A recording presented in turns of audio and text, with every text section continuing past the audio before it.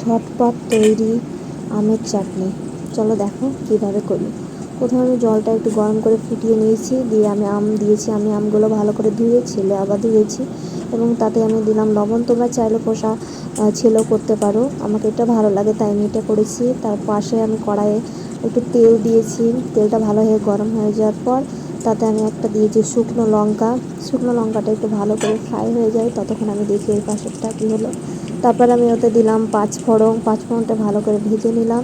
তাতে দিলাম একটু হলুদটাও একটু ভেজে নিলাম, না তো হলুদ গন্ধ করে ভালো লাগে না। আমার আমটা প্রায় সেদ্ধ হয়ে গেছে, আমি 2 মিনিটের জন্য সেদ্ধ করতে দিয়েছিলাম আমটা। দিয়ে আমি পাশে কড়াইটায় আবার জল দিয়ে দিলাম।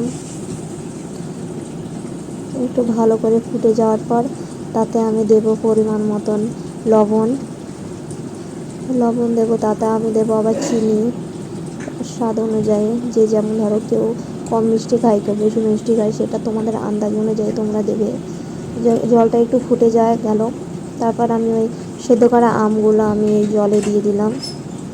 আমি একটুখানি নেড়ে 5 মিনিট মতন ঢেকে রাখবো আমটাকে। 5 মিনিট পর আবার ফিরে আসছি। আমি একটা মশলা ভেজে রেখেছিলাম, পাঁচফোড়ন এবং শুকনো লঙ্কা আধ বাটা করে আমি এটাকে আবার দিয়ে দিলাম। একটুখানি নেড়ে চেড়ে আবার ঢেকে 1 মিনিট মতন রাখবো। 1 মিনিট পর আবার ফিরে আসছি। দেখো এখন সেরাটা লাগছে পাতলা, কিন্তু গরমের জন্য একটু ঠান্ডা হলেই সেরাটা জমে যাবে।